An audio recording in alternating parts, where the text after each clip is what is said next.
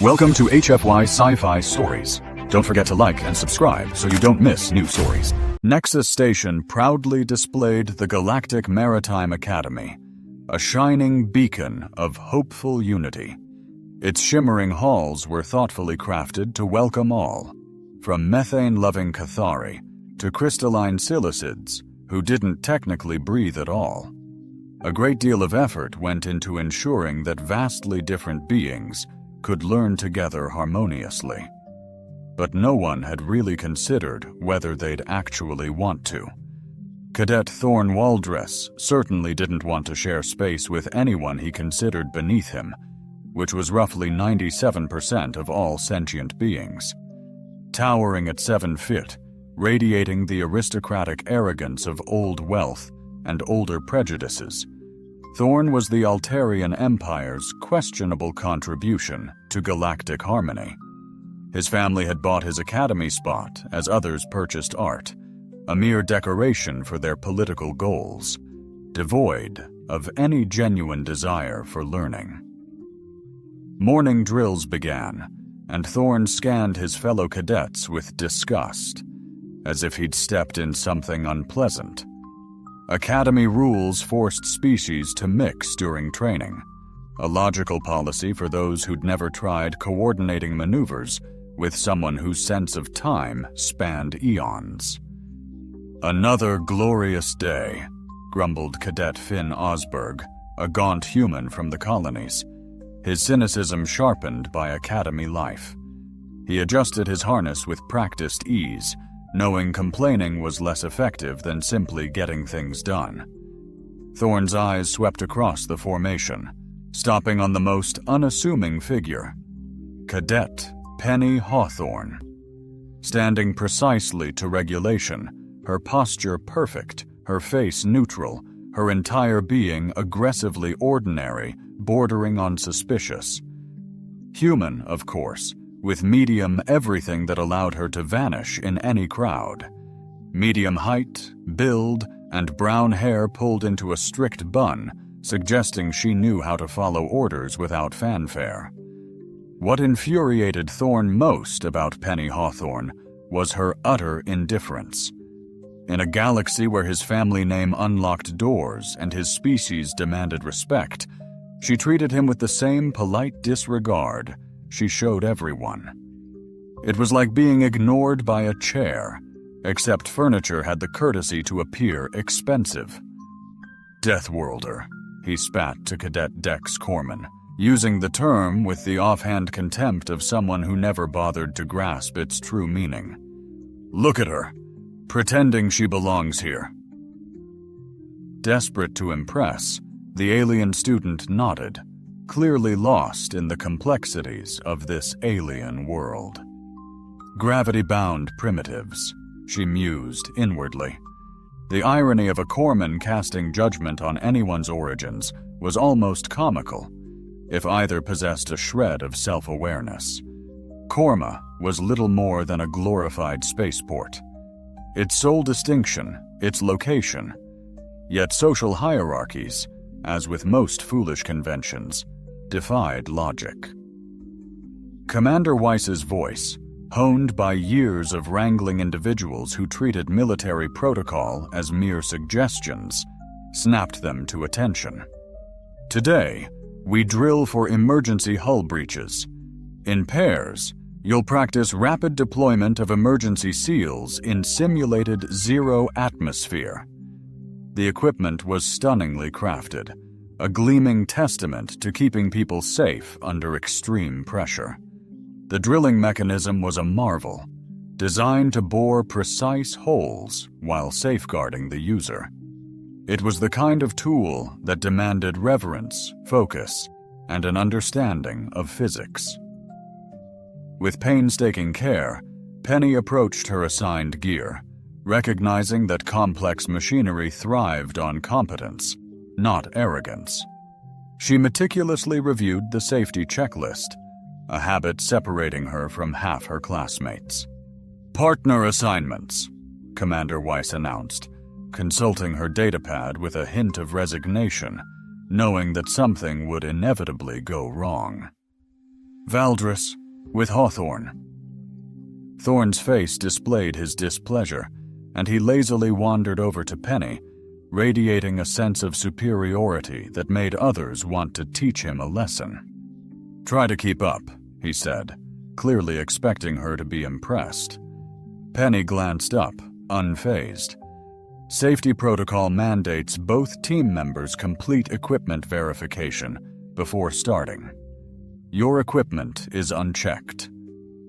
Her statement was a simple observation, delivered with the emotional impact of a weather forecast. The subtle disrespect stung far more deeply than open defiance ever could. "I know my gear," she retorted, her voice edged with suppressed fury. "I don't need you questioning my readiness." Thorne's reply echoed with the self-assuredness of a man so deeply convinced of his own superiority, he'd long forgotten the difference between entitlement and ability. Around them, other cadets commenced their drills, the rhythmic pulse of machinery a constant reminder of focused work. The exercise aimed to mimic dire emergencies where swift, accurate actions meant survival, not to inflate anyone's ego. Penny initiated her drill with an effortless grace, prioritizing precision and safety above all. Her movements were fluid and deliberate, each action seamlessly flowing into the next, a testament to attentive training. This stark display of competence seemed to wound Thorne's pride. He invaded her space, radiating an aggressive aura, poised to ruin someone's day. "You're dawdling. That hesitation is a death sentence in a crisis," Penny calmly stated, her eyes fixed on her task. "The safety manual dictates this speed to prevent equipment malfunctions. Such a malfunction would be far more lethal than adhering to procedure." Her neutral tone was like discussing the weather, despite her insightful critique. This controlled retort seemed to ignite something within Thorne, a desperate need to assert dominance, unwilling to be corrected by someone he deemed beneath him. Violently, he seized a handful of her hair, yanking her head back with a callous disregard for the consequences. "Perhaps you should worry less about rules and more about..." What followed unfolded with a mechanical grace that was as devastating as it was captivating. Penny's left hand maintained the drill's perfect speed and angle, unyielding. Simultaneously, her right hand executed a flawless display of leverage and anatomical precision. Without turning or changing expression, she precisely located Thorne's wrist, applying the exact pressure needed to dislocate his shoulder and break his grip on her hair, all in one swift motion. That sound was utterly sickening, a moist, bursting pop that hinted at vital things forced into places they shouldn't be. Thorne's cocky smirk dissolved into stunned disbelief, morphing into a grimace of agony as the delayed shockwaves ripped through his system. "My drilling sequence is complete," Penny reported to Commander Weiss, her voice as neutral as stating the date. "Equipment secured, ready for inspection." Behind her, Thorne wrestled with the near-impossible task of screaming while cradling a dislocated shoulder, excelling at neither. Other cadets had frozen mid-exercise, their faces reflecting the morbid fascination one usually reserves for train wrecks or tedious policy briefings. Commander Weiss advanced, her steps betraying a weary familiarity with the depths of cadet absurdity. She scrutinized Penny's work, a curt nod, acknowledging the flawless drill pattern and meticulously secured equipment. Then her gaze shifted to Thorne, whose guttural sounds painted a vivid picture of unforeseen tribulations.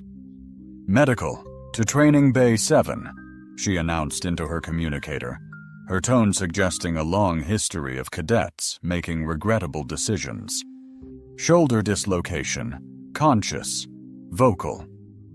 She fixed Penny, who was calmly cleaning her drill with unwavering focus. "Care to illuminate the situation?"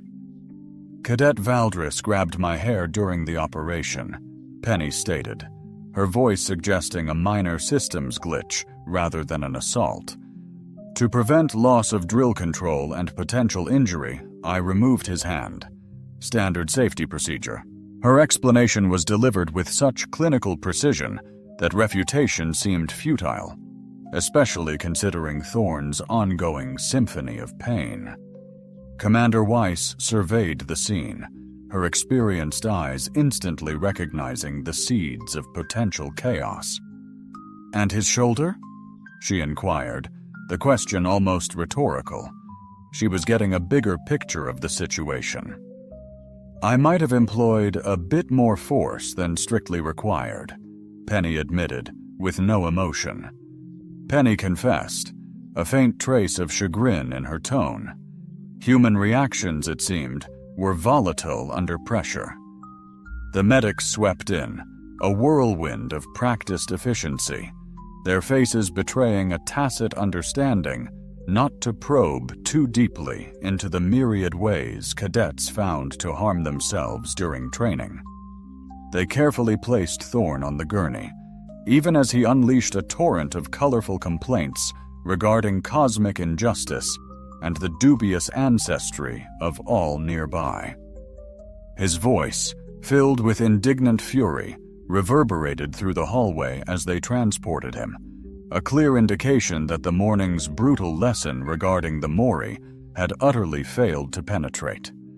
Commander Weiss addressed the remaining cadets, her voice laced with wry amusement. "Anyone else experiencing an overwhelming urge to yank on their partner's hair during delicate operations?"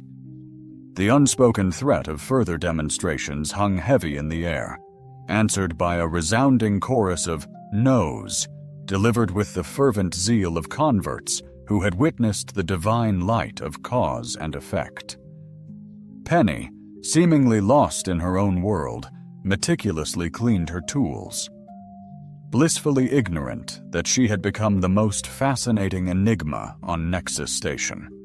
The exercise limped on, cloaked in a newfound, almost reverent respect for protocol unseen in Training Bay 7 for ages.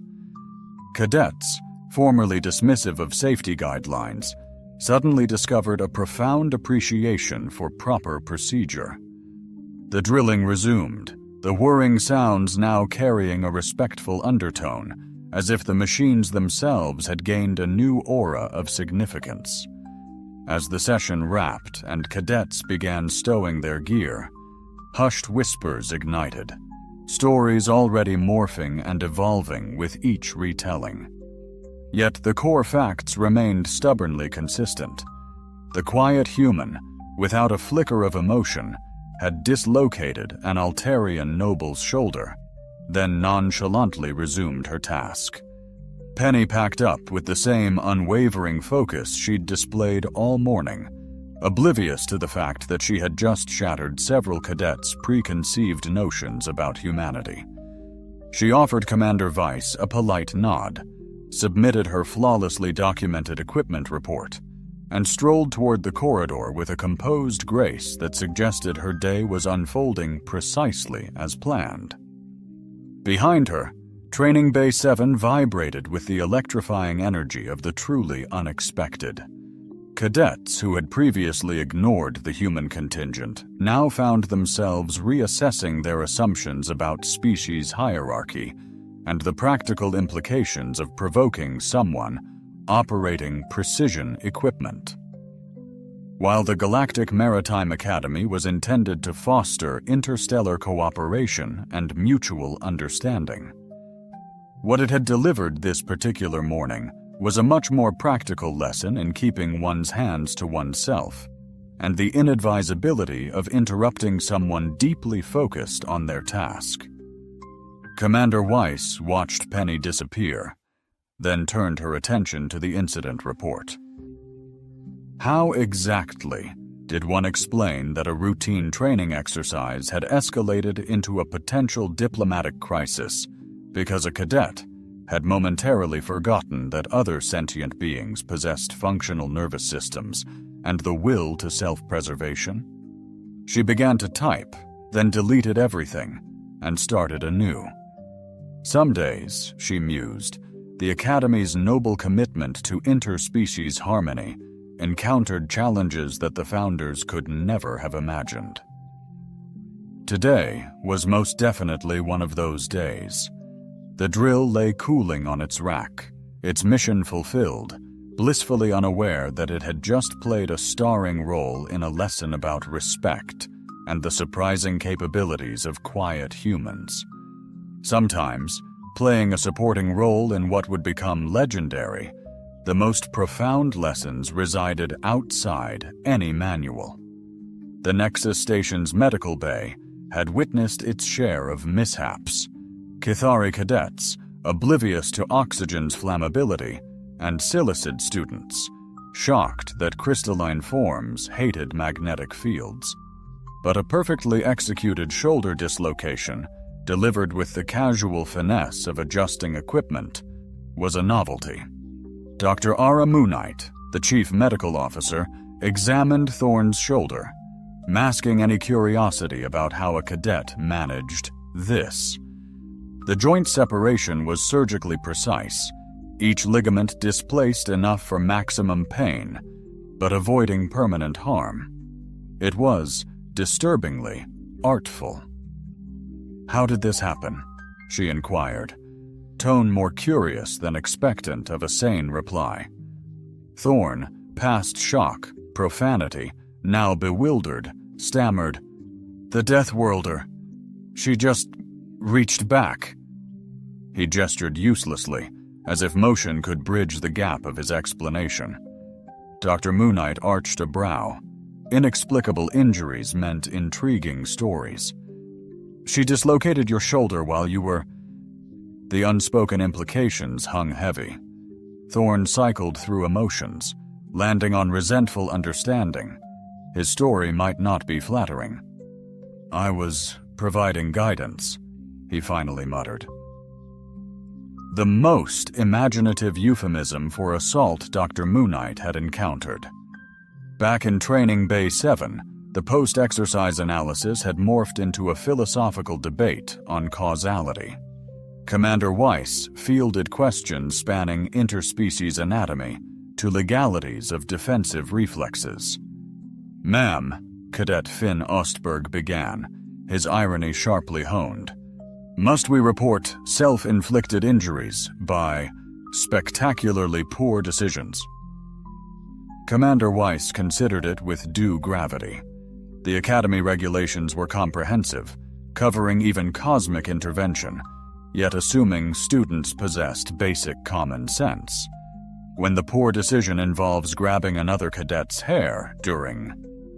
Responding to the botched drilling exercise, she declared, "Consider it a lesson in avoidable foolishness, learned the hard way." A profound quiet descended as the other cadets processed this, their views of the Academy's pecking order undergoing a rapid transformation.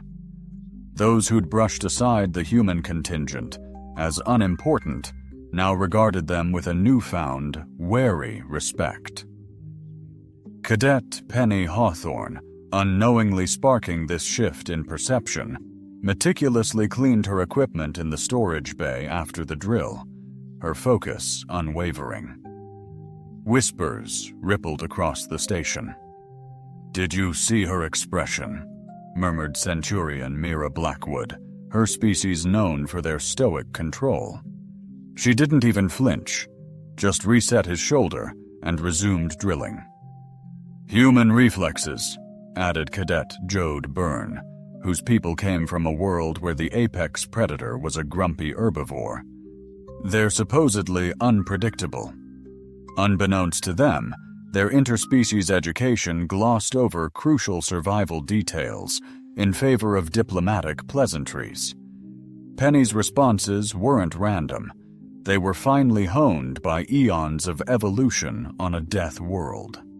The capacity to react instantly was the difference between survival and becoming someone's meal. Earth was, as xenobiologists understatedly termed it, a high-stress environment, akin to calling a supernova bright or a black hole heavy.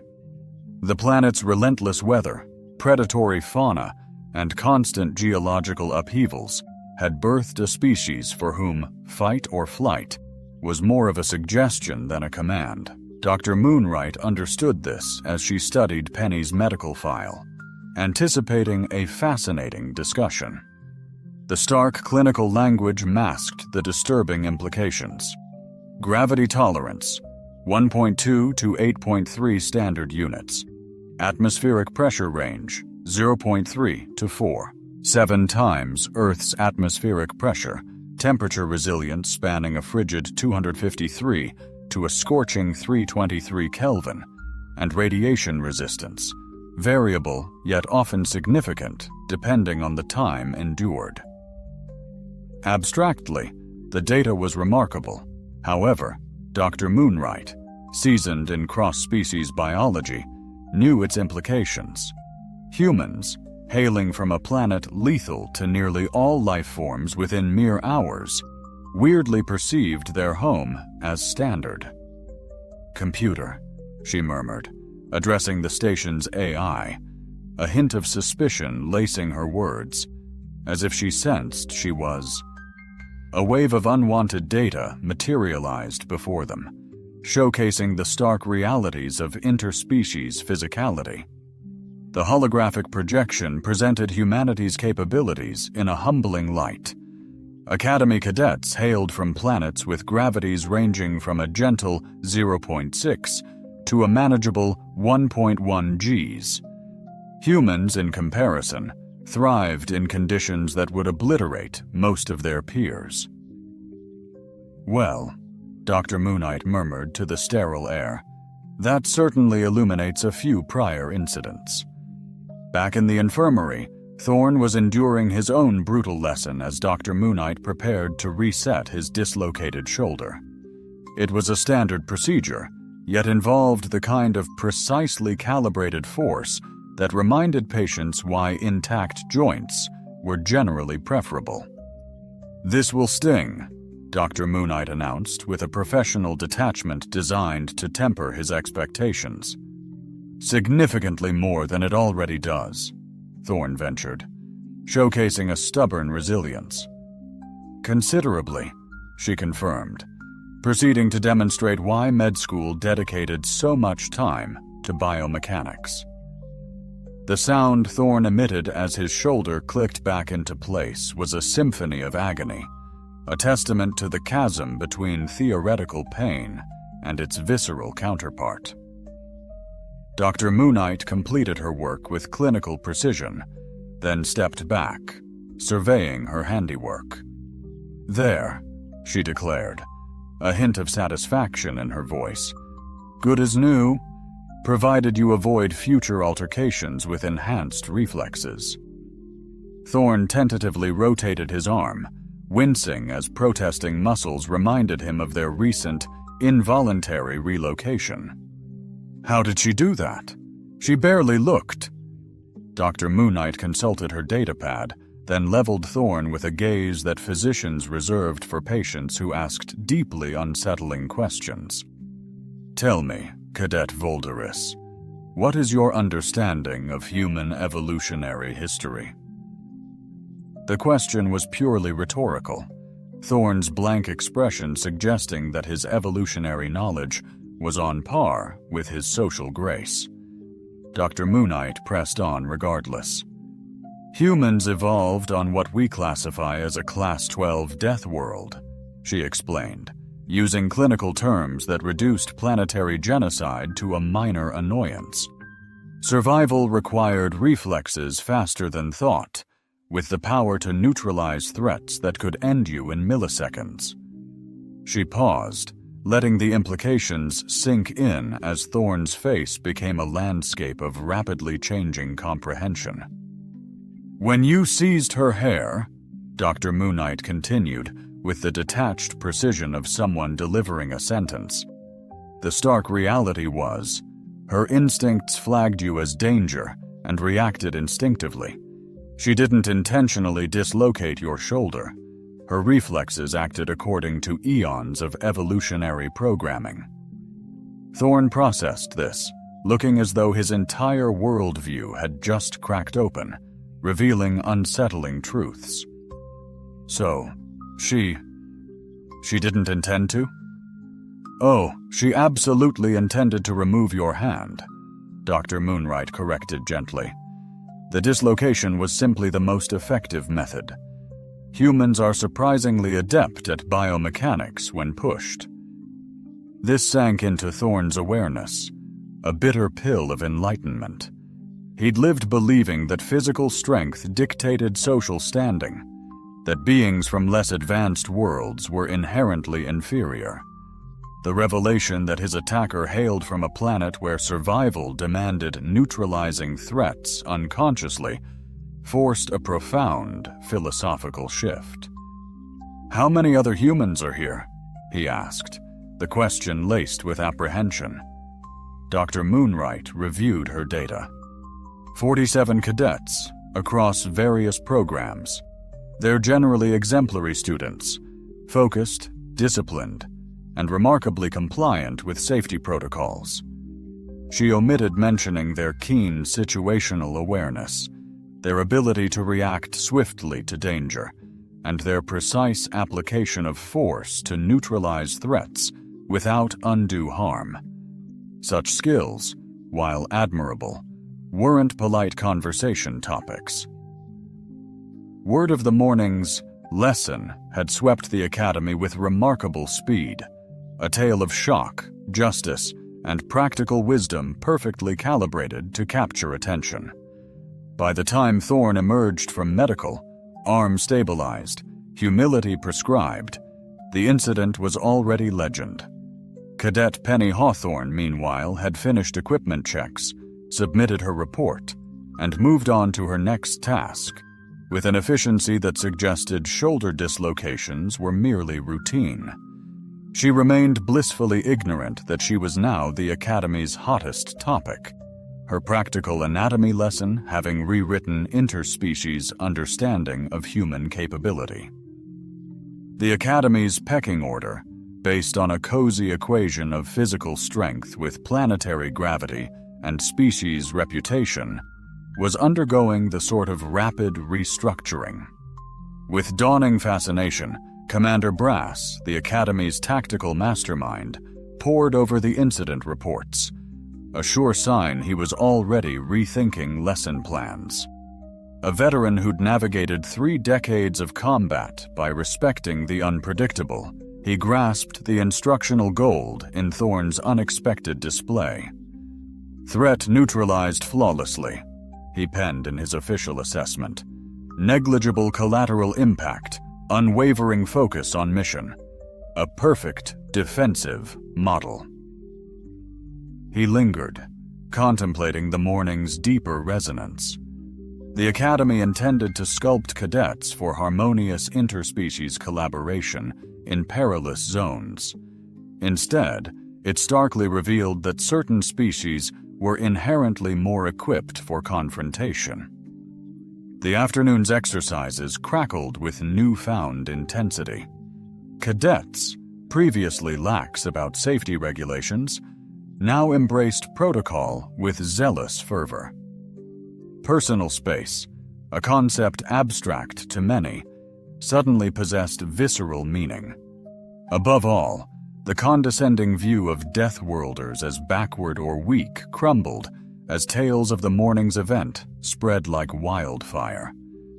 The galaxy, it became clear, held more lessons, more startling revelations than anyone imagined. As day dissolved into night, cadets retreated to their quarters, their hushed conversations echoing through the station's corridors. The story morphed, embellished and reinterpreted through each species' unique lens of violence, justice, and justifiable reaction. Yet its central truth remained unshaken. Cadet Penny Hawthorne had seized Cadet Thorn Valdris's wrist, applying precise force in a calculated maneuver, teaching the entire academy a profound lesson. Presumptions of species dominance demanded urgent, critical re-evaluation. The universe, undeniably, was bursting with surprises. Some, miraculously, offered genuine education. 3 days later, the formal inquiry into what Academy records would delicately label the Training Bay 7 incident commenced within Conference Room Alpha, a space meticulously crafted to facilitate even the most fraught galactic negotiations. The room's bland aesthetics and meticulously balanced environment epitomized the institutional hope that rational beings could bridge any chasm with sufficient procedure and paperwork. Administrator Helios Crane chaired the meeting, his demeanor reflecting the patient resignation of one who had spent decades navigating the gulf between idealized interspecies accord and the messy truths of coexistence. His people, the Athatherans, hailed from a world where settling disputes was a deeply thoughtful, philosophical endeavor, a dance of ideas rather than fists. His mind thrived on nuanced debates, not brawls, leaving him perpetually bewildered by the Academy's lively discipline problems. This inquiry, he began, consulting his datapad, will uncover the truth behind Cadet Thorn Valderis's injury during standard training. He sighed inwardly. With the air of someone involved, he anticipated a far messier reality than the bland incident report suggested. The witness list itself was intriguing. Cadet Penny Hawthorne sat impassively at the respondent's table, her face as blank as when calibrating equipment. She seemed to regard the formal inquiry as mere paperwork, utterly unfazed by questions about dislocating a colleague's shoulder. Her posture radiated unsettling calm. Thorne, in the complainant's seat, was a stark contrast, his arm immobilized, a constant, agonizing reminder of his painful lesson in human reflexes. The past 3 days of reflection had clearly soured his mood. "Cadet Hawthorne," Administrator Crane began, "please recount the events leading to Cadet Valderis's injury." Penny's response was chillingly precise, suggesting she'd focused on details while others reveled in the drama. At approximately 08:47 hours, I commenced the assigned drilling sequence, adhering to standard safety protocols. Cadet Valderis approached my workstation, making several unsolicited comments about my drilling pace. At 08:51 hours, he physically seized my hair while I was operating precision equipment. She paused, almost imperceptibly, then continued with unwavering focus. Academy Safety Manual Section 12.4 strictly prohibits physical contact with personnel operating dangerous machinery. When he failed to release his grip after my verbal request, I employed standard defensive techniques to disengage his hand. She uttered standard defensive techniques, with the same casual tone most beings used for mundane tasks like checking the weather. Administrator Crane scribbled furiously, his expression shifting to one of resigned understanding. This was going to be complicated. "And the nature of these defensive techniques?" he asked, already bracing himself for the explanation. I applied rotational pressure to his wrist joint, while simultaneously leveraging his elbow to create mechanical disadvantage, Penny explained, her tone as clinical as a surgeon describing a procedure. The resulting force displacement caused his shoulder joint to separate along anatomically predictable vectors. The detached precision of her description made the entire incident simultaneously more horrifying and strangely less shocking than the initial reports. Crane, the administrator, glanced at his notes, then fixed his gaze on Valderis, the cadet who'd lodged the complaint. "Do you contest this sequence of events, Thorne?" he asked. Thorne's answer betrayed a silent battle, his pride clinging to his narrative, even as a dawning realization of its absurdity crept in. "She didn't need to break my arm," he mumbled at last, a complaint disguised as a denial. "Dislocated, not broken," Dr. Moonwright corrected, her voice a detached, professional calm. The procedure, I might add, was remarkably efficient, maximizing immediate discomfort while averting lasting harm. She tapped her datapad, then addressed the panel, her tone clinically objective. "The injury pattern indicates a defensive reaction, not aggression. Force was applied with precise calibration, just enough to accomplish the goal. Nothing excessive." Thorne's face crumpled. He seemed to grasp that clinical confirmation of the perfect infliction of his injury was somehow a greater insult than the injury itself. "The crux of this inquiry," Crane resumed, "is whether Cadet Hawthorne's actions were reasonable self-defense or excessive force during a training exercise. The implications were vast, spanning academy discipline and potentially igniting an interstellar incident. The Altarian Empire had already protested the supposed unprovoked assault of a diplomatic student. The Terran Colonial Authority countered with meticulous documentation of Academy safety standards. Commander Brass, his eyes reflecting a seasoned understanding, spoke.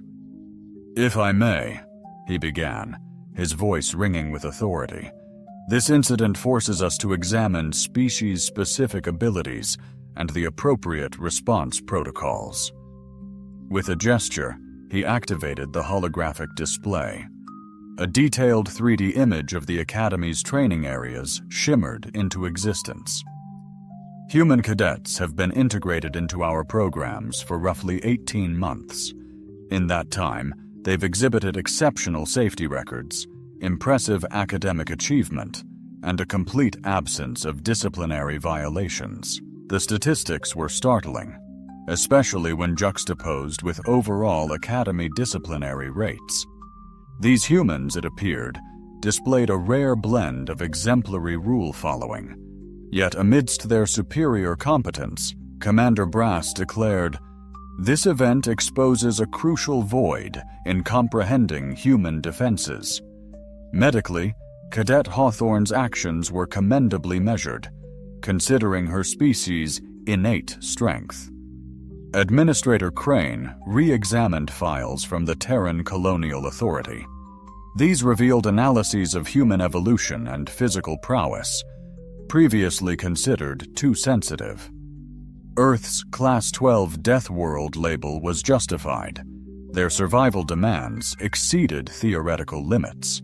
Variable gravity, brutal weather, vicious life forms, and geological chaos forged a species viewing lethal conditions as normal.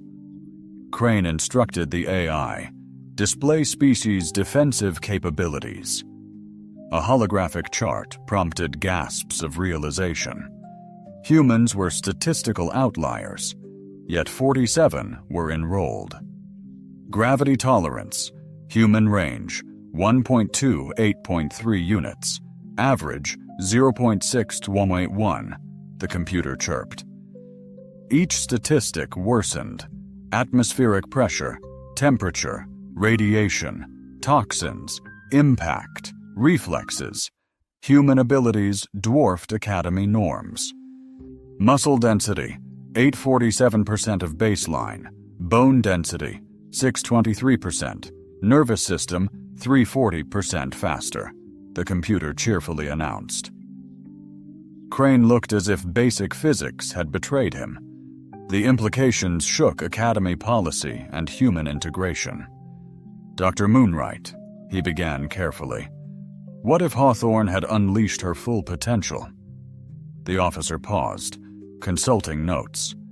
Isis's measured words cut through the air, a stark clinical evaluation rooted in physiological realities and practiced defense. "Maximum force," she stated, would have shattered joints, splintered bone, likely induced unconsciousness. The damage sustained reflects merely 8% of that potential. A hush fell, heavy with the dawning awareness of how narrowly disaster had been averted. Thorne's face betrayed the bitter truth. His grief-fueled outburst could have ended far, far worse. 8%? Crane echoed, as if disbelief might lessen the blow.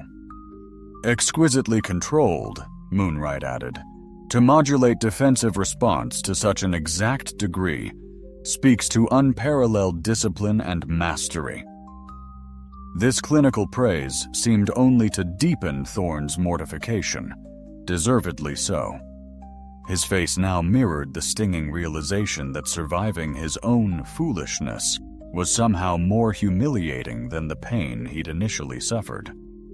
The inquiry bogged down, sifting through academy regulations, interspecies treaties, grappling with the bewildering dilemma: how to integrate a species whose inherent power dwarfed all others. Legal precedent offered no solace. No one had anticipated needing rules for reflexes that constituted assault by other species standards. The Academy's structure addressed squabbles of raised voices and puffed chests. "The panel will deliberate," Crane declared, his tone laced with the impossible hope that further review would somehow untangle this Gordian knot. The room emptied, factions scattering to whisper urgent reassessments of everything they thought they knew. Penny, meanwhile, meticulously checked her gear, seemingly unfazed that her reflexes had become a galactic incident. Her tranquility implied this level of chaos was commonplace, just another Tuesday for someone raised where survival itself was a daily brawl.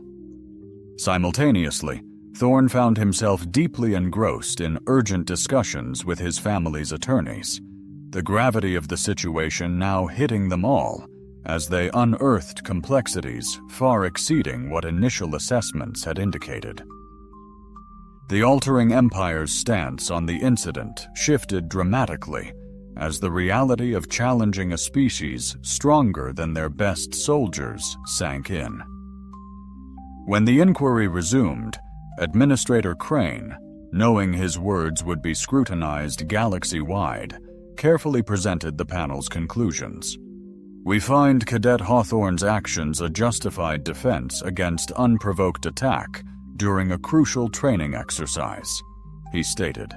"Evidence shows her response was measured, accurate, and within Cakevir's safety rules." He paused, glancing at his notes, then continued, carefully using bureaucratic language to sidestep broader policy issues.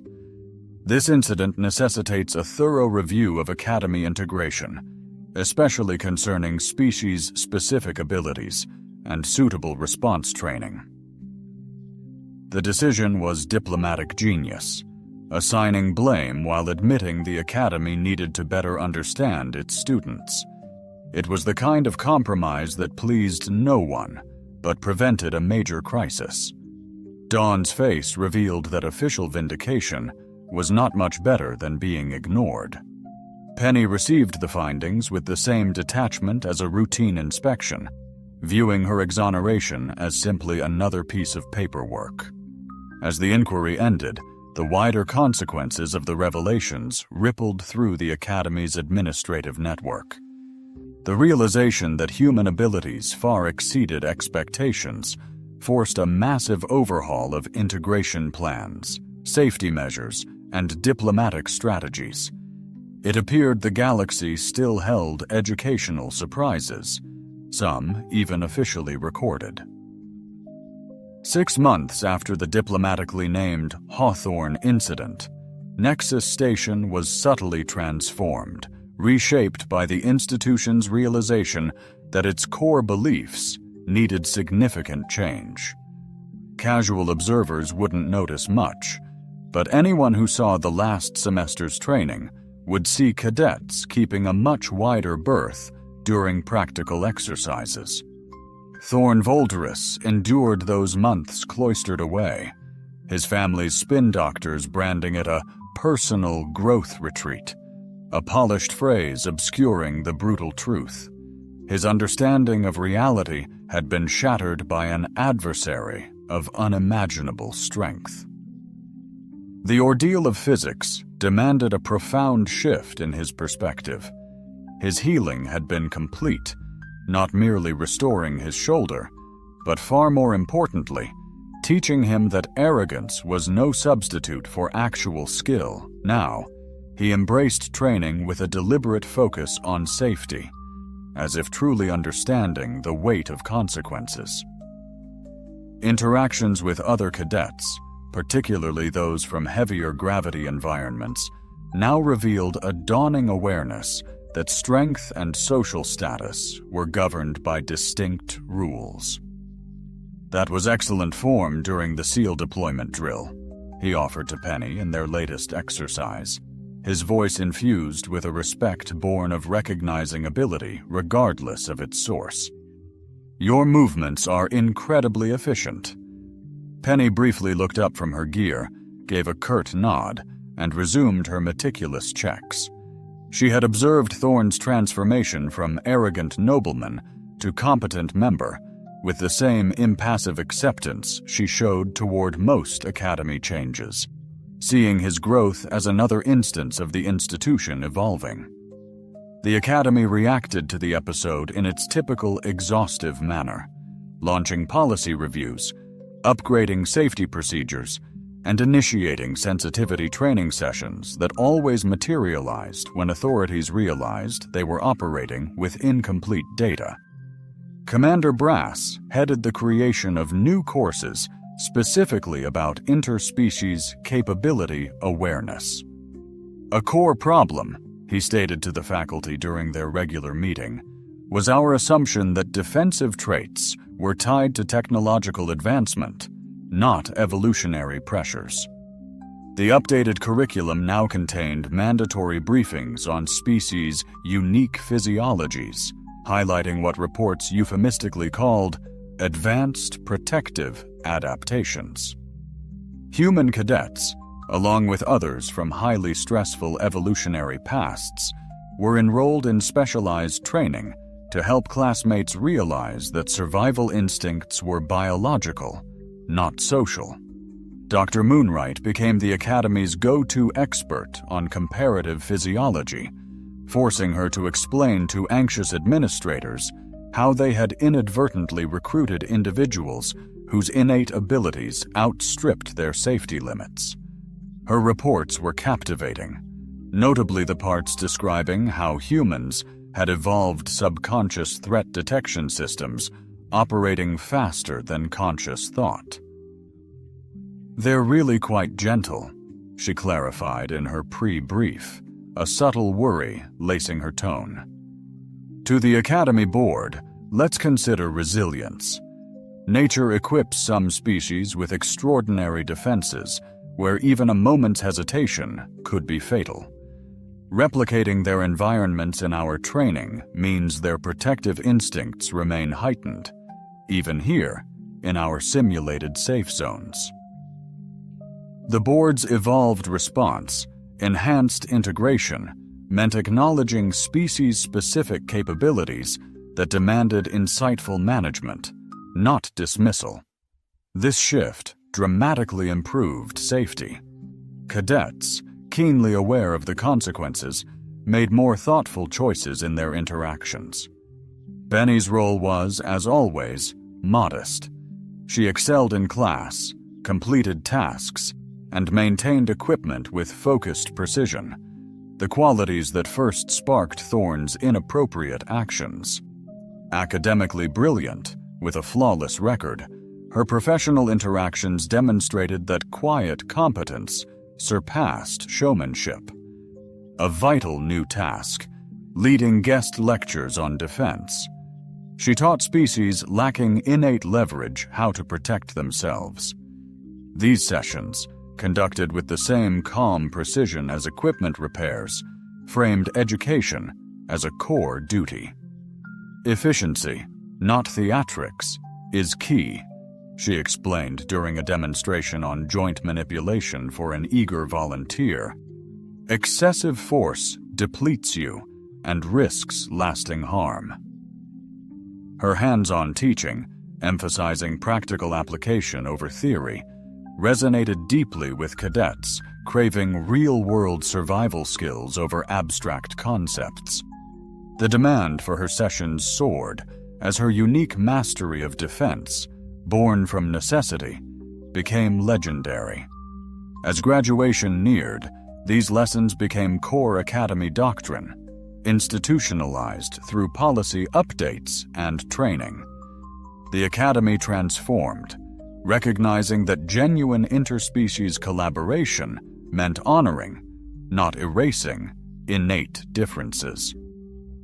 The shift was subtle, organic, the kind of evolution that occurs when an institution adapts to the world as it truly is. Thorne's graduation wasn't just a ceremony. It was a heartfelt acknowledgement of transformation, highlighted by commendation for remarkable advancement in leadership skills and a deep empathy for others, qualities deemed truly essential by the Academy's diplomatic corps. A quiet acknowledgement dawned on everyone. He'd finally mastered the art of restraint during delicate operations. His family, radiating relieved pride, attended the graduation, their faces betraying genuine past anxieties about his growth. Penny also earned the Academy's top academic distinctions and was offered a faculty position, teaching defensive strategies and crisis management. Accepting with her signature calm, she seemed to view shifting from student to teacher as a natural step, not a monumental victory. The ultimate twist revealed itself during the Academy's yearly evaluation. Data proved human integration had dramatically improved institutional safety. Knowing their peers possessed real defensive skills, cadets maintained exemplary conduct during drills. Extraordinary, mused Administrator Crane, studying the data. We'd spent decades trying to reduce friction through diplomacy, yet true results came from simply showing the concrete outcomes of poor behavior. He spoke with the quiet admiration of someone finding an elegant answer to a long-standing challenge. The Academy had inadvertently learned that genuine respect flourishes more readily when rooted in reality, not mere courtesy. As the term began, Penny Hawthorne efficiently organized her new office. Outside, her first defensive tactics class awaited, their faces a blend of intrigue and respect for the woman whose methods had become legend. Reviewing her lesson, she nodded, then opened the door, addressing the class. "Welcome to real-world defense," she declared, her voice precise. "We begin by mastering situational awareness and proportional responses." The universe, it seemed, was overflowing with lessons, and sometimes they were even by design.